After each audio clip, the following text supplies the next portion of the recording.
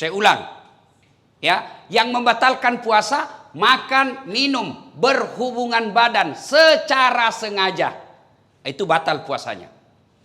Yang ditahan, makan, minum, berhubungan badan, dan segala yang membatalkan puasa dari fajar sampai subuh. Fajar sampai subuh. Bagaimana kalau hari pertama, Ustadz? Karena kita selama ini terbiasa sarapan. Bubur ayam. Habis satu mangkok, hari pertama Ramadan. Rezekimu yang satu mangkok. Lanjutkan. Tetap sah. Sampai di kantor, jam 9, lupa lagi. Saya puasa, lanjutkan. Itu rezekimu. Siang lagi, lontong ayam, habis. Rezekimu. Tapi keterlaluan kalau 3 kali kau lupa. Tapi anggaplah betul-betul lupa, sah. Bagaimana kalau lagi makan, Ustadz, sudah habis tengah, tiba-tiba ingat puasa, maka yang ada di mulut, muntahkan, cuci mulut. Jangan, sudah terlanjur, batal. Itu sudah batal itu, sudah batal. Ya, bagaimana kalau berhubung, yang paling banyak itu kan makan minum. Bagaimana kalau berhubungan badan? Selama kau tidak sengaja,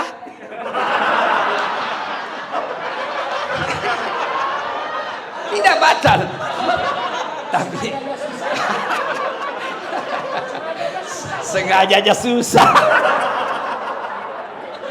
Anggaplah Bapak tidak bisa tahan dan terjadi insiden seperti itu, maka Bapak harus bayar namanya puasa kafarat.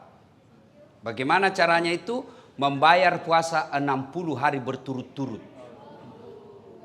60 hari berturut-turut, 30 hari aja kamu kewalahan. Apa artinya 60 hari berturut-turut? Di hari ke-58 batal, ulang lagi. Maka jangan coba-coba, Pak. Jangan coba-coba. Saya suami istri, Ustaz. Iya, biar kau suami istri, malam yang halal. Siang tidak boleh. Itu istri saya. Betul, itulah bedanya orang berpuasa. Kalau berpuasa mampu mengendalikan hawa nafsu. Dia kendalikan. Pengendaliannya apa? Ini memang istri saya, tapi saya harus kendalikan. Kapan? Maghrib baru mulai sampai subuh. Duhur, jangan ribut anak muda, ini urusan orang tua. Kalau subuh sampai maghrib haram, meskipun istrimu. Maghrib sampai subuh halal. Silakan. Pernah selesai saya ceramah, tiba-tiba ada datang, Pak Ustadz, jadi kalau malam boleh? Iya. Astagfirullah Ustadz, saya sudah 4 tahun biar malam juga tidak Ustadz. Bilang kabeleng-beleng kok. Makanya belajar ku agama. Datang pula Ustadz. Jadi kalau kita Ustadz suami istri, ya siang tidak boleh, malam boleh. Kalau pacaran Ustadz jadi malam boleh, siang malam tidak boleh. Ayo, saum. Siam itu hanya sekedar makan, minum, dan membatalkan puasa yang ditahan. Bagaimana kalau kumur-kumur, Ustaz? Kumur-kumur batal. Kenapa bisa? Saya lihat kau berkumur 3 kali masuk, cuma 1 keluar. Itu batal. Bagaimana? Itu bercanda. Kalau yang sebenarnya, selama niatmu bukan mau membasahi kerongkongan, tidak membatalkan puasa. Kapan niatmu sudah membasahi kerongkongan, batal. Bagaimana sikat gigi? Sikat gigi kata Nabi, andai saja saya tidak takut menjadi beban berat buat umatku, saya suruh sikat gigi setiap 5 waktu dia sholat. Itulah orang sunnah. Dengan catatan pakai siwak. Apa itu siwak? Itu yang kayu-kayu itu. Tapi kalau saudaraku pakai siwak, jangan juga kau di depannya orang. Ada juga orang mentang-mentang sunnah di depannya orang digosok giginya. Itu tidak begitu yang diajarkan Rasulullah. Kalau kau bersiwak, kau jangan hadapi mukanya orang. Kau biar kau pakai behel, jangan juga kau pamer-pamer. Ya kan? Tapi bagaimana kalau pakai odol? Makruh. Kalau siwak sunnah. Kenapa? Tidak ada rasa. Tapi kapan pakai odol? Makruh. Bahkan bisa jadi batal. Kenapa? Kau telan odolnya. Batal. Nah itu. Dan berhubungan badan. Itu yang disebut syam. Tapi sementara saum, oh kalau saum itu puasa plus. Saya ulang, saum itu puasa plus. Bukan hanya makan, minum, dan berhubungan badan yang dia tahan, termasuk gosip. Ada orang puasa tapi gosip. Itu tidak mendapat apa-apa kecuali lapar dan dahaga. Ada orang puasa Ustaz, tapi kelihatan auratnya. Kelihatan auratnya, kurangi pahalanya. Imam Al-Ghazali mengibaratkan puasa itu seperti buah. Pelanggaran agama iris. Pelanggaran agama iris. Pelanggaran agama iris. Iris. Akhirnya tidak ada daging buahnya. Tinggal apa? Buahnya, tulangnya, batoknya. Ada yang mau makan? Tidak kan? Itulah orang yang berpuasa tidak mampu mengendalikan dirinya dari hal-hal pelanggaran agama. Dia puasa Ustaz, tapi gosip. Iris. Jadi besok-besok kalau di kantor ini ada yang gosip, iris. Wih, diiris puasamu. Kasih nasihat. Karena di depan-depan ini biasa kan banyak tukang gosip.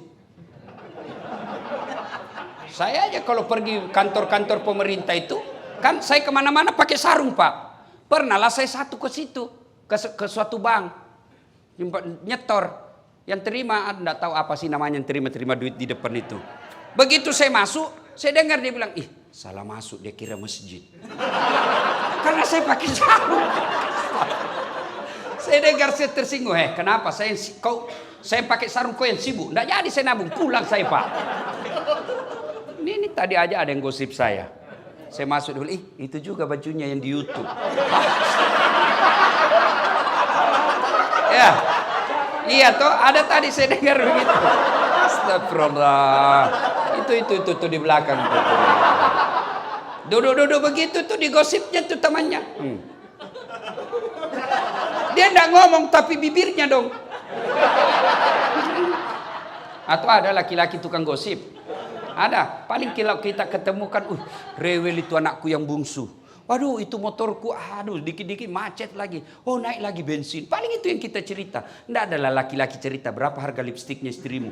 Oh, kelainan jenis kelamin itu. Ya, maka saudara-saudara sekalian, orang yang siam, menahan saja dirinya dari yang membatalkan puasa. Tapi kalau orang yang saum, bukan cuma yang membatalkan puasa, yang bisa mengurangi nilai-nilai puasanya pun dia hilangkan. Dia bisa tahan. Gosip, nipu, bohong, bicara tidak ada guna, melihat sesuatu. Itu yang disebut saum. Puasa plus. Maka Ramadan tingkatkan itu. Adik-adik sekalian, orang yang berhasil di bulan suci Ramadannya karena disebut siam dan saum, maka insya Allah jangankan yang haram, yang subhat saja dia bisa tahan. Mana bukti kalau orang puasa? Air putih. Air putih halal atau haram? Halal atau haram? Siang hari Bapak mau minum? Tidak. Kenapa Bapak tidak minum? Karena Bapak mengendalikan diri. Ini bukan waktunya. Maka Bapak, meskipun gajinya Bapak 4 juta, 5 juta, ada godaan membawa 4 juta, tahan.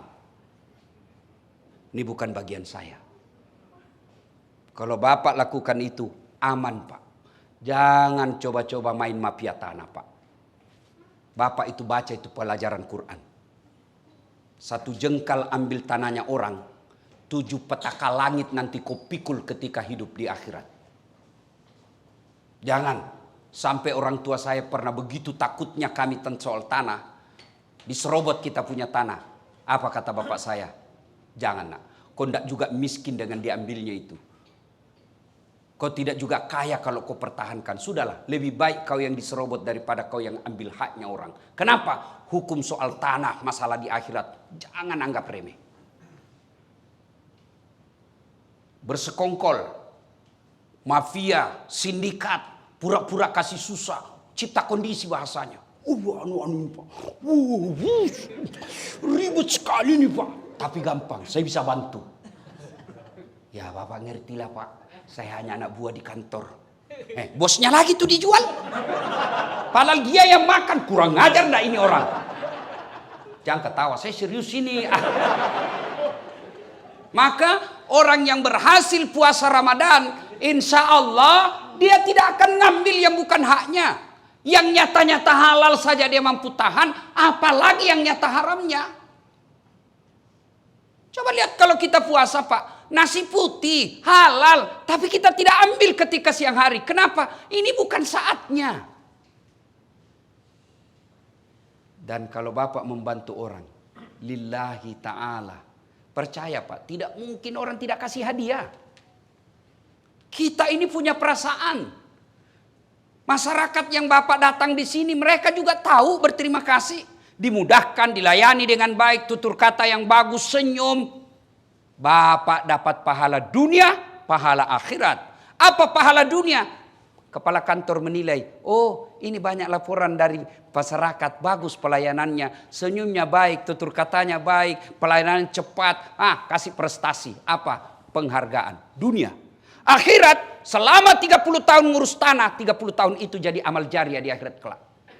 Tapi kalau belum diurus Bapak sudah minta panjar. Oke, kau dapat panjar 15 juta, 20 juta. Tapi habis 20 juta tidak ada kau dapat di akhirat kelak. Takkan amal yang 20 juta, meskipun Bapak sudah jadi pensiun, masih dikenang jadi orang baik. Bukan Bapak yang dapat, tapi besok yang Bapak bantu. Meninggal sudah Bapak, tapi ada anaknya. Saya ingat bapaknya ini. Baik dulu ini bapaknya ini. Bagus sekali bapaknya. Bantu anaknya itu. Kenapa? Karena jasa kebaikan yang kita tanam. Maka orang yang berhasil puasanya tidak menghalalkan segala cara. Mengambil yang bukan haknya. Karena orang berpuasa, yang nyata haknya saja mampu dia kendalikan. Apalagi yang nyata bukan haknya. Pasti dia mampu kendalikan diri. Puasa.